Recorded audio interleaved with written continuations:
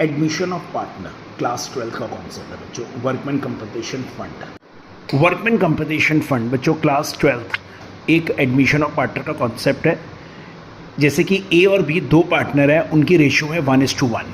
सी admit हुआ और business के प्रॉफिट में 1/5 शेयर ले रहा है। और हमारे को जो पुरानी बैलेंस शीट गिवन है ए और बी की, ओल्ड पार्टनर की, मतलब ओल्ड बैलेंस शीट, उसमें हमारी लायबिलिटी में एक वर्कर का कंपनसेशन दिया हुआ है 60,000 कि मतलब वर्कर्स के कंपनसेशन के लिए पैसा रखा गया है कि अगर वर्कर को कोई भी चोट लगती है, कुछ होता है, तो ये पैसा हम कंपनसेट करने के लिए रख दिया। ये भी प्रॉफिट का ही पैसा होता है, ये भी हमारा एक तरह से अनडिस्ट्रीब्यूटेड प्रॉफिट ही है।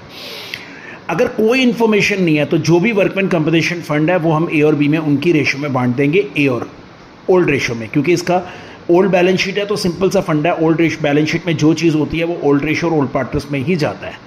अगर वर्कमैन कंपनसेशन फंड का क्लेम आपका 60,000 है, आपके फंड में भी है और आपका क्लेम भी है, तो ये वर्कमैन कंपनसेशन फंड का पैसा पूरा क्लेम में ट्रांसफर हो जाएगा 60, और जो क्लेम है वो न्यू बैलेंस शीट में हमारी लायबिलिटी बन जाएगा।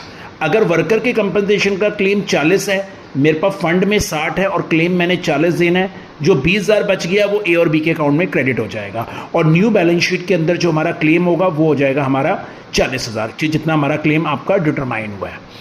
अगर हम वर्कर का कंपनसेशन हमें 68,000 देना है, हमारे वर्कमैन कंपनसेशन फंड में 60 था और हमने क्लेम देना है 68, तो 8,000 का जो लॉस होगा उसको रिवैल्यूएशन अकाउंट में हम डेबिट कर देंगे।